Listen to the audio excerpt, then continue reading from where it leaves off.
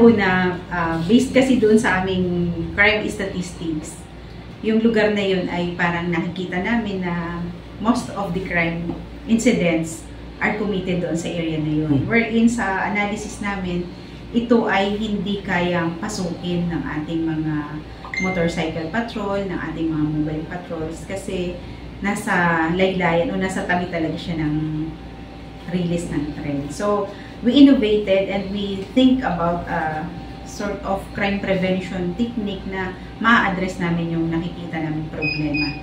So, nakita namin na dahil ang release ng tren, pwede itong takbuhan ng tawag natin dyan ay sikad.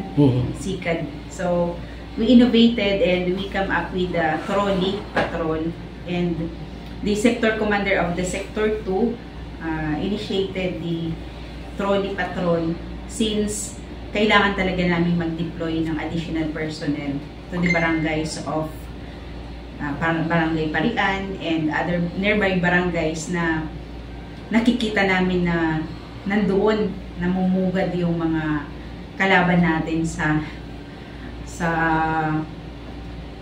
law enforcement. Yung kailangan naming bantayan at the same time, yun na rin ang nakita naming partner doon sa inilagay naming police community. PCRM box, Police Community Monitoring Box namin na nilagay din namin doon mismo sa tabi ng release ng tren. Na ito ay parang magiging standby area ng aming motorcycle cops. At the same time, yung mga barangay BPSO natin, yung mga barangay tanod natin, and other force multipliers, yun ang kanilang magiging pansamantalang titigilan bago sila mag-deploy o bago sila mag-come up ng aming foot patrol kasama ng ating mga nakadeploy na police. So, dito kami mag-come up ng aming mga trolley patrol. At the same time, foot patrol. Foot patrol talaga yung pinaka-effective since pag napasok nyo yung area ng sitios doon sa Barangay Parian, mahirap talaga siyang pasukin dahil may one way in, one way out lang. So, and ito ay talagang tabi ng ilog.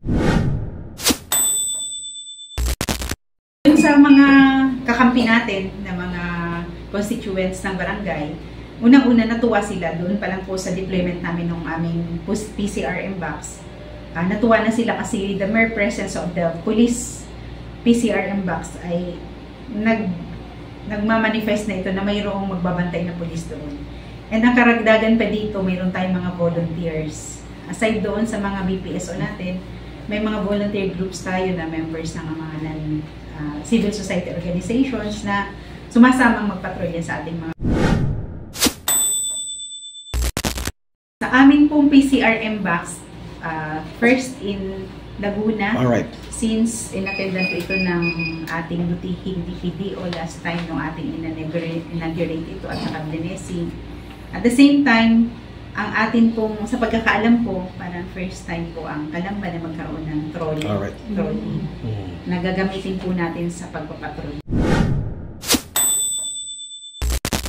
Sa mga Kalambeños po na lagi pong sumusuporta sa mga programa at adhikain ng Calamba Component City Police Stations, lalong-lalo na po doon sa ating mga anti-criminality campaign.